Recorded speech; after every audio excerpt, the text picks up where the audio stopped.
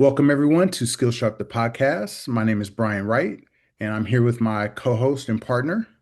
Todd Nakasone. And we have an amazing guest today. Ramón Vélez is a seasoned media executive, creative strategist, leadership mentor, and overall great person. His journey has spanned everything from operational roles to creative to technical operations and live television, and also obviously leading large teams. He's a former Google, NBC, and ABC person who has, just garnered a lot of experience across the board. And what we realized is in talking to Ramon, I actually got reintroduced to, him through LinkedIn, and we had connected a long time ago. But I saw an article that he wrote about how grit and perseverance and resilience really defines people's career journey. And so immediately after reading his article, I'm like, gosh, I gotta get this guy on the show. So Ramon, welcome. Thank you, Brian. Thank you, Todd. I'm glad to be here with you guys and having these conversations.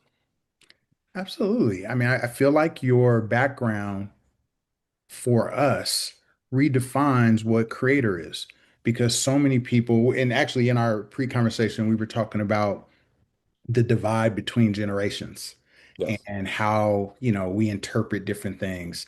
And, obviously legacy media is going through its challenges, and we're all trying to figure out how to make social and, just the new digital platforms work.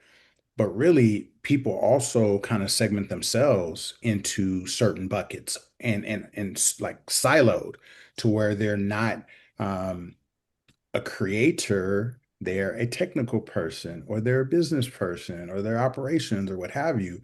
And I think your background really exemplifies being as many things as you can dream up. So, Yes. why don't you give us a little background just on your growth and what you're doing today? Okay. So pretty much in for myself, my aspiration was always to be considered somewhat of a Renaissance man. I didn't want to be a simply an engineer, nor simply a writer, or simply a an artist. It was one and the same. So that's why for my career, I've always chased and pursued my interests and utilized that interest in order to learn as much as possible. When I first started my career in 2000, I was simply an AV tech, working in hotels, setting up equipment, setting up sound systems, setting up lighting systems, so on and so forth. And from there, I was able to build. I had an interest in music, so on a whim, I went to Atlanta. I started working in recording studio. I mean, it took a lot of hustle and it took a lot of just, knocking on doors and talking to people, but I met the right person at the right time, and he gave me an opportunity, and I started working in a recording studio. And people are surprised by the fact that like I told them I worked in Stankonio Studios. I was working with, Outkast and Killer Mike and CeeLo Green. And I was there for that moment in time when, the Dirty South was big, in hip hop. And they were like, well, how did you do that? And I was like, because I didn't take no for an answer. I utilized resources, I utilized opportunities. When I was working in Hotel AV, I did a conference called the 100 Black Men's Conference, which was in Atlanta. And I remember I had three panelists. It was Stedman, who was Oprah's husband or whoever. I don't know if they're married or not. It was an individual named Backbone who had just released a song called Five Deuce Four Trey, which was big in Atlanta. And there was this other individual, I forget his name, who was an executive. I knew at the end of that conference that I needed to talk to Backbone because he was working in the music industry. And also, when he was speaking, he was an engineer by trade. He has a degree in electrical engineering. So when he was speaking, he told the crowd that while yes, he's a musician, he got his degree in electrical engineering because you need to have a backup.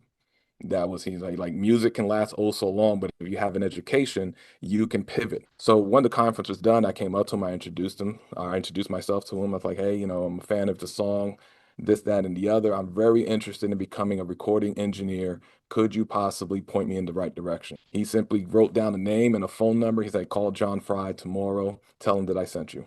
The next day I called John. John gave me the address, and all of a sudden I was an intern and assistant engineer at Stankonia Studios. While it seems simple, there was a lot of like work done to get to that point, you know. So for myself is always just pivoting and pursuing what you want. When I was there, I learned as much as possible, due to other situations that occurred with 9/11 and whatnot. I had to move from Atlanta because the industry pretty much went to a standstill. I went down. I eventually got into local news as an audio engineer because I utilized the skill sets that I had, and I pivoted. And it's like, all right, now I'm gonna do this. The music industry is not going to be what it was, and I no longer had that resource because I need to keep moving forward. So I went into local news, and from there, same thing. Started as an audio engineer, branched out, became a cameraman, did some TD work, did some directing work, learned how to edit. So it was just always cultivating, always grabbing it. And what I ultimately realized is that for myself, I wanted to be a storyteller. And it didn't matter what the industry was, or didn't matter what the actual venue was. There's always stories to be told, whether in music, whether in news, or whether in film. All you're doing is telling a story. It's how you're telling it is what matters. I have a quick question, just going back to your mention of working in the music side and obviously in kind of the audio space. Mhm. And then your pivot was into being an audio engineer on the TV side. Talk to me about the related steps and elements in that. And did you recognize that? Or, I mean, how did that move actually happen? So for me, equipment wise, it's all one and the same. If Okay. I know how to navigate an SSL, I'm going to know how to navigate a CalRec board. It's just kind of What's the SSL? an SSL is an audio board.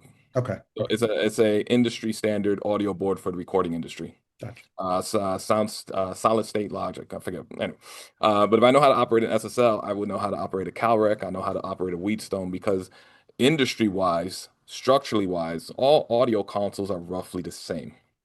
It's similar to, here's an analogy. If I'm an F1 driver, I could be a NASCAR driver, or I could be a Baja driver. Like the vehicle is the same. You got the steering wheel, the brake, the gas, go. The other things you just had to learn is the intricacies of that particular industry or genre that you're in. So while in the music industry, the recordings were long hours and you did the stop play recordings, take it from the top, move it there, this, that, and the other. Whereas in broadcast is live, you don't have that same kind of flexibility in order to make errors, but the standards of the equipment are roughly the same. So I knew making that pivot that I had an understanding of the equipment and I had a basic understanding of the need. What I had to learn was the intricacies of that particular industry and just the nomenclatures of that industry and the jargon of that industry. Once I got that down, I'll be able to seamlessly transition and work efficiently. Did you have to overcome those barriers by coming from the music industry, representing yourself to the broadcast TV networks? Yes, so I was fortunate at the time that when I first got into the news industry, it was local news. And previous to that, so when I moved to Florida, I had first started looking for work. I ended up working at UPS loading trucks and stuff like that.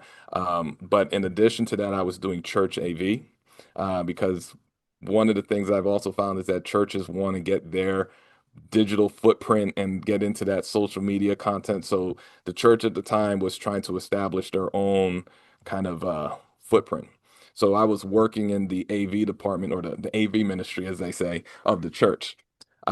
Fortunate for myself, because of that experience, I was able to meet an individual who was a chief photographer of a news station. And due to our, camaraderie and working together and me just him noticing my hard work and grit, he was like, "Hey, there's this opportunity that's coming up. I'll talk to the news manager and drop your name in the plate." He's like, I'll open the door for you. It's up to you to kind of get through it." So that is kind of my transition into the news industry. But yeah, there's for myself, I find you got to get through the stigma of like, oh, you're a recording studio engineer. You don't really know how to deal with local news. Secondarily to that, I was fairly young at the time. I was only 23-ish, give or take. Yeah, 23, 24, give or take. So I had to get over that stigma. And unfortunately, there's still also the stigma of being a minority and overcoming that as well. So while it was like kind of the three strikes, I though had an individual who was advocating for me. When I spoke clearly, efficiently, and professionally, and I did not give any room of doubt. I was like, yeah, I know how to operate this board. I know how to do this. And I even went to the point where it's like, you could sit me down right now and I could probably mix your show for you. So you had to come a little bit cocky and brazen, but not over dominating. We tried to discuss career defining moments. Mhm. Were there maybe two instances where, you know, hey, the money was on the line and or something went wrong? And again, people sometimes think challenges are terrible. Sometimes challenges are opportunities to step up. Yes. What were some career defining moments in the number one live TV, no Mhm. mistakes allowed business that you felt like you stepped up and it helped you grow to whatever the next levels were? So for me, I would say my biggest career defining moment at this junction in time, which really kind of set me on a new trajectory, was the 2016 Yahoo presidential coverage. At that time, I was working at Yahoo. I was functioning as their chief engineer, functioning as kind of like their operations manager, so on and so forth. And what occurred was at that time, Yahoo had signed a contract with Katie Couric. She was going to be their global news correspondent, anchor. And she wanted to get into the 2016 election because that was the Hillary Trump election. And it was a historical election. And everybody really wanted to um, cover that because Hillary was, running and she was the first woman who was nominated. However, Yahoo did not have I wouldn't say infrastructure. They didn't really have the understanding at that time of what was needed in order to do a full presidential election. Going to the conventions, going to the debates, handling inaugurations. So they tasked me that. They're like, "Hey, can you do this?" And I was like, "Sure, why not?" Mind you, between you and I and your audience, I had no clue how to do this, but I was not going to say no to this opportunity. Like I'll figure it out one way or the other. So they gave me the sheets of contacts. They gave me like rate cards and stuff like that, and I'm putting all this information together, and I'm calling venues like, "Hey, I'm representing Yahoo. We need to get a this 12 by 12 platform for this particular location." And I kid you not, I was able to get everything done from my bootstraps. I was working late nights, early mornings, around the clock just to make sure we had everything we needed, but it went smooth. There was no hiccups. I mean, mind you, I probably lost some hairs and got some grays and but at the end of the day, the coverage was awesome. And because of that, I was able to network when I was at the RNC and DNC. And through that networking is how I ended up getting an opportunity at ABC. That's fantastic. Well, what's one more? I mean, so for me, it's not directly tied to the industry, but for myself, the 6 months that I worked at UPS loading and unloading trucks was career defining for me only because it proved to me that I had the grit, I had the determination, and I just had the that certain quality within myself to get through the grind. It was a tough job, don't get me wrong, and I'm waking up at 4 in the morning to go down to a warehouse to load and unload trucks for like 5, 6 hours. But it was needed. It was what needed to be done at that time. I needed to do that because that job helped me develop my mental toughness. And I don't think if I wouldn't have developed that mental toughness, I would not have been able to grow the way I grew. Fantastic. So the nice thing about having a technology background Mhm. and creative background is that you are on the forefront of trends well before the consumers or the public realize that we're going through the trends. So you've been through the transition from analog to digital, Mhm. and then now from digital to hyper digital in terms Yes. of social platforms. So could you describe where legacy media is faltering and where social media, social platforms are there to kind of be the next evolution of what we're going to be consuming day to day? Yes. So there's this kind of twofold evolution that's occurring. One, the way that consumers are their viewing habits are changing, and the way that they're consuming content is changing. Secondarily to that is the delivery process on how we're delivering that. So as you said, we went from pretty much analog to SDI to HDSDI to 2110. There's that evolution of how we're transferring and transmitting these content. What's happening now with legacy and linear companies is that there's this divide that they're trying to straddle both worlds. And in doing so, they're trying to pigeonhole content into both. And that's not really feasible because the reality is those who are consuming their content on a linear platform is different how those are considered it's different from how those are consuming on a digital and streaming platform. The content should be slightly different, the delivery should be slightly different, and the storytelling, while universally the same, is structured a little bit differently because the demographics are also different. Case in point, when you're watching on a streaming platform, there's the utilization of doing second screens, QR codes, so on and so forth. So the consumer now has their attention divided amongst multiple screens, and you could see individuals, they're watching a show, but then they're also on their phone. So it's like I'm viewing two different things at the same time, and the legacy companies don't know how to monetize both.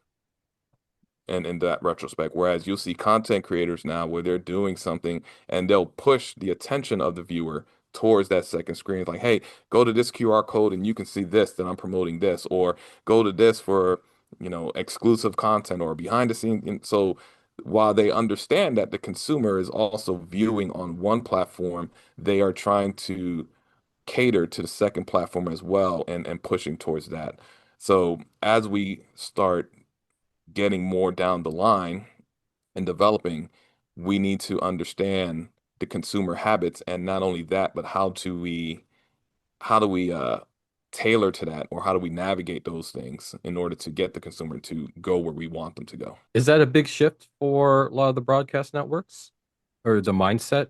Uh, The mindset is a little bit of a change now. Case from where we speaking before was due to kind of the generational shifting that's occurring, where a lot of the decision makers at larger corporations might not fully understand or fully grasp the nature of social media and the nature of the streaming platforms. They kind of see it as a secondary position.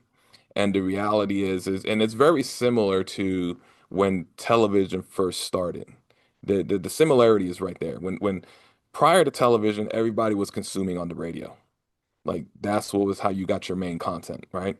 Television came and then people were like, oh, that's not really going to be a thing. Radio is here to stay. But then as you start noticing the consumer changes, then television became bigger and then the focus shifted. It doesn't mean that radio is non-existent. You still have radio and you still have those platforms, but it's just not the same.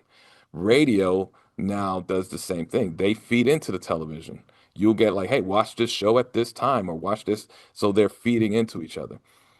So we have to kind of take that same model where television now is going to be feeding into streaming platforms. They're going to feed into this. You know, Gone are the days of appointment viewing to a certain degree. Nobody wants to wait, Friday at 9 to watch the next show of this, that, and the other. That was a big thing 20, 30 years ago. The consumer doesn't want that per se anymore. For certain content, they'll do that, but for the majority, Squid Games comes out, I want to binge watch the whole thing right there. Like, I'll sit there and I'll watch all 9 episodes and be like, whew, that was great. The whole day went, but that was great. I don't want to wait week to week. So those are the certain changes that need to occur. And while for news is slightly different than it is for like scripted television, but the consumption is roughly the same. News needs to understand that the viewers just want a quick hit and then let me go do what I'm going to do. I'm not going to sit here for the full 30 minutes to watch everything. It's like I want to know what I need to know and I need to go. They have to understand that news now has to be segmented in like quick factoid bites. And that's some of the differences that are occurring now. yeah, I think you see a lot of that, right, in network news. Yes. A lot of those shows are feeders into, like you said, the scheduled programming. Yeah. Gone are those days. It's just discombobulated now. Yeah, I mean it's an interesting dynamic that we're in, especially for the consumers, is that there is so much content across the board. You can bury yourself in content if you really want to. So is how do you make your content stand out from the thousands of other news shows, segments, and everything that's occurring? And that's one of the benefits that like a larger streaming platform or larger companies such as like ABC, NBC, and CBS, they have at least a brand and they have a certain kind of stigma, or not stigma, they have a certain polish and expectation. You know if you're going to watch ABC, you know what you're getting. You watch NBC, you know what you're getting. Similar to CNN and stuff like that. Is when you start trickling down and start where you start kind of questioning content. It's like, oh, are you telling me news? Or are you telling me propaganda? So on and so forth. So the consumer needs to also be a little bit more educated on what they're consuming. Just because someone has a camera and they can say I'm reporting the news does not mean that the news is factual. So there's also that kind of underlying presence that's occurring that's making everything a little bit more interesting, to say the least. What do you think about the trend where you have these social media influencers now starting to get uh, shows and presence on broadcast? So Pat McAfee, right? Mhm. Great example of someone who started a podcast and he's blown up because of, like you said, the number of viewers and followers that he has. For the executive, it's a great move. If I was an executive for a company, I would try to leverage that as well because they have a baked in audience, right? Yeah. However, you also need to provide the standards and expectations. Pat McAfee did wonderful. He had a great podcast and then he transitioned to ESPN. One of the benefits for him was that he transitioned to even though it was a linear channel, it was a cable channel. So therefore, he didn't have the same restrictions in regards to like language or content to a similar degree. Had he been on ABC, I don't think he would have been as beneficial because he would have had to, abide by certain FCC guidelines. You can't say this, you can't do this, that, and the other. So that transition worked well for him. Um, but for other content creators, there have been hit or misses. Where they came across. I mean, Mr. Beast is on Netflix, and he's not. I mean, he's being successful, but he's not as successful to the point of where he was doing with his YouTube videos. So there's a little bit of disconnect to a certain degree. Pat McAfee, I think, was the prime example because it's sports, and he's going to a sports network, so it kind of lend itself hand in hand with other content creators. There has to be this marriage between what your content is and where you're going.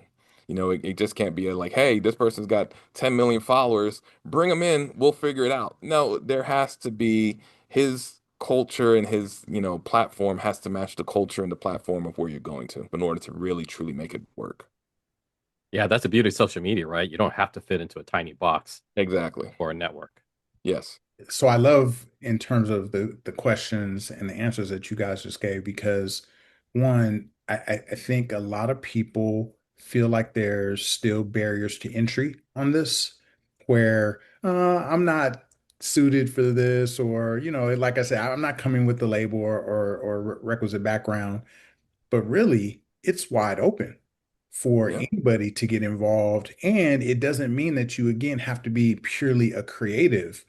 Now, your operational skill set from having run, you know, number one, live TV and news to live streaming to now where Kai Cenat and others are dominating in terms of just running just a basic live Zoom. I hate to say it like that, but I mean it's streaming, but they just have their camera on. Yeah. They're garnering huge audiences. Like, I mean, maybe 1000xing what broadcast news or other live shows are doing. So the question is, based on your technical background and what you see as far as trends, what are maybe some of the first steps for traditional media to gain a foothold in the social space and where creators can benefit from that more formalized structure to Mhm. really make their economics grow, where they are now owners and entrepreneurs of their own creative ventures? For me, it's mostly based on defining your identity. Let's say for a legacy company going into a streaming platform or going into the social media content, defining their identity, knowing what is it that they are. Because the consumer would know when you're fake. For a lack of a better phrase, real recognize real. So if a company, one of the ABC, NBC, CNN, whatever the case may be, if they go on the streaming platform and all of a sudden they're like, "Hey guys, this that," it's like, well, you're pandering to me because you think that's what I want, right? So it's like identify what you are, know what you are, and go into that space because the realization is that while people think social media and streaming platforms are for the young demographic 18 to 35 and that's the demographic that's spending the most money, blah blah blah blah, that's not the reality. Social media and streaming is everywhere across the board from 5 years old to 95. There are people, if you got a smartphone, you're on social media. So I shouldn't have to pander to a demographic or one particular demographic. Like, no, we need to change our language. We need to change our. No, you just need to do what you do. Identify what your content is, identify what your platform is. There is an audience for that. What I've came to the conclusion of with social media and streaming platforms is that there is something for everyone. Mm. And what you have to do is, keep yourself true to who you are and just broadcast that and your audience will follow. And if your content is good, your audience will expand. It's a growth process. It is not instantaneous. It takes time and it takes work. And that's the one thing that I find with legacy companies that they think that they can just take their stuff and go here. It's like, we've been doing this for 50 years or 100 years. Well, you've done that for linear for 100 years. You're going to have to put that same work into streaming. You're going to have to do the same thing. You're going to start back from zero. You do have an advantage because you have all this infrastructure in place and you have all this content and material in place, but you have to develop your audience. People need to start going to you organically and organically start building from there. That's what I would say for the companies. For the content creator, it's similar, do what you do. Create your content. I know if you're trying to get somewhere with your content, where you trying to transition to go into a legacy company, model yourself after that. Then watch their content, be like, all right, this is what I need to do. Let me model that, but let me still be true to who I am because it has to be organic, but let me model where I want to go. An analogy that I would have is someone who wants to play in football, wants to be an all-star quarterback. Watch Peyton Manning, watch Russell Wilson, watch those all-stars. Don't become just like them, but see the work that they put in order to get to where they are. So the same thing with a content creator. You want to be the next David Muir? Look what he did. You want to be the next Anderson Cooper? Watch what he did. And then slowly develop your voice. It's all about developing your voice in order to develop your cadence and your jargon and your rhythm in order to get to where you want to go. Man, that's excellent. So listen, I know in terms of timing, I wanted to make sure that we focused on your creative journey. Hmm. And in essence, you started off kind of early on, having written a pretty successful script that advanced in a competition. So tell us Hmm. about that, and then your most recent creative project, and the performance and the exposure that's getting. But the key is, I think, what people would want to know is how are you keeping the flames fueled on both sides of not only just your career and kind of professional journey, but how you're also keeping your creative fires, burning as well. So for me, it's one of these things where one feeds the other. My creative fires kind of feed into my career. As I write, I find writing for myself has been very therapeutic. It has been very an avenue for me to express thoughts without having to worry about being PC to a certain degree. You know what I mean? So it's been giving me that outlet. I've been writing now for over 20 years in one form or fashion. But a lot of the writing that I have done has been mostly for myself. But I've written screenplays, as you said. I submitted several to different competitions, and they've been doing well with that. And I'm currently writing a TV pilot that I'm getting a little bit of traction on that I'm really excited about.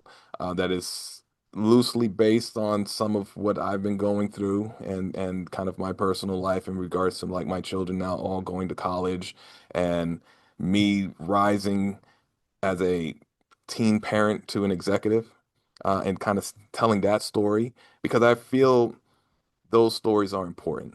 You know, stories I've wrote in college. I wrote a story about Fred Hampton and the Black Panthers, and I've written stories about underrepresented communities and individuals because to me those stories matter.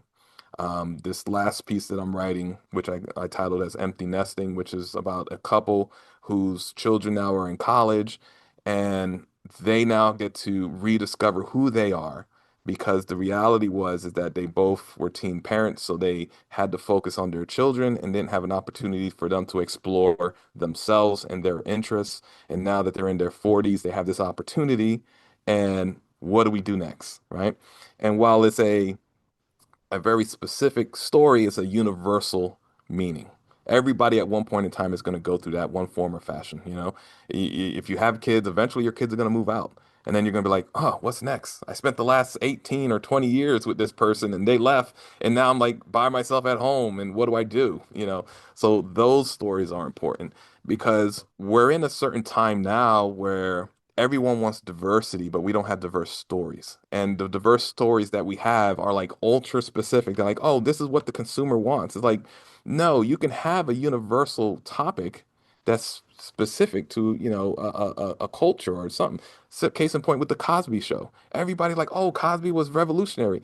It was, but the stories were pretty much universal for everybody. Didn't matter if you was a black family in Harlem or a white family in New Orleans. At one point in time, you had that same conversation. You know what I mean? So that's really what's important. So to circle back on your question, those fires are fed into like my career because for me, as I grow in my career, I want to give opportunities to other individuals. So as I develop as an executive, I want to make sure that I open the door behind me for other individuals to go in that may not have had that opportunity. I've been through the struggle. As I said earlier, I had to overcome being young, being Puerto Rican, being, a young father, struggling, working and going to school at the same time. I've been through that struggle. So it is for me to make sure that I put that hand out to an individual who may also be struggling. It's like, hey, I see you. And if you want to put in that work, I can help you get to your next stage. So that's what's important for me as I develop my career, as I develop my stories to make sure that not only am I uplifting a community, but I'm providing avenues for those individuals to reach their career goals. Yeah, I love it how you're not stagnating. You're always moving, doing the next thing, or Yeah, whatever interests you. you got to be like a river, man. You just got to Yeah. keep going. You get stagnant, Wow. that's how the water dries up. You got to keep moving. You got to keep thinking. You know, Stagnation is the killer of creativity. You always got to be thinking ahead. You always got to be thinking, evolving, and making those connections. And, you don't know what's going up next. Case in point, as Brian said earlier, I wrote that piece. I did not know that piece was going to get me on this platform with you guys. I wrote that piece because that hit me at that moment in time. I was like, this needs to be told because this is something that I'm going through that I feel is going to connect with a lot of people. And through that piece, I'm here with you now. And who knows what's going to come next? So it's this constant evolution and this constant just movement. And you have to embrace the movement and you have to embrace what's happening next. And it has to be organic and it has to be true. Because if my piece wasn't true and it didn't ring true to Brian, he wouldn't have brought me here. But he read it and he was like, this guy is speaking from truth that he's worked in and he knows about. And that's what leads to that. So you have to be true to yourself at all times. Yeah, and I think, correct me if I'm wrong, Brian, but what resonated is that your words of encouragement may touch a whole bunch of people you may not even know. Yeah. And it's just that those words may carry them forward through that next day Yeah. and then Great, on and on and on. great point. It's definitely a ladder, and really your entire platform because you created a newsletter that, I Yes. mean, why don't you let people know where they can follow you? I know obviously you have a strong presence on LinkedIn. Share with them where people can be exposed to this content. So right now, the majority of my content's on LinkedIn. I'm formulating a book that I'm also writing called Leadership Advice for Tomorrow's Managers. So that's kind of in the infancy stages that I'm developing, cultivating. I'm utilizing the newsletter that I put out on LinkedIn to kind of help develop the concepts and the structure of the book that I'm writing.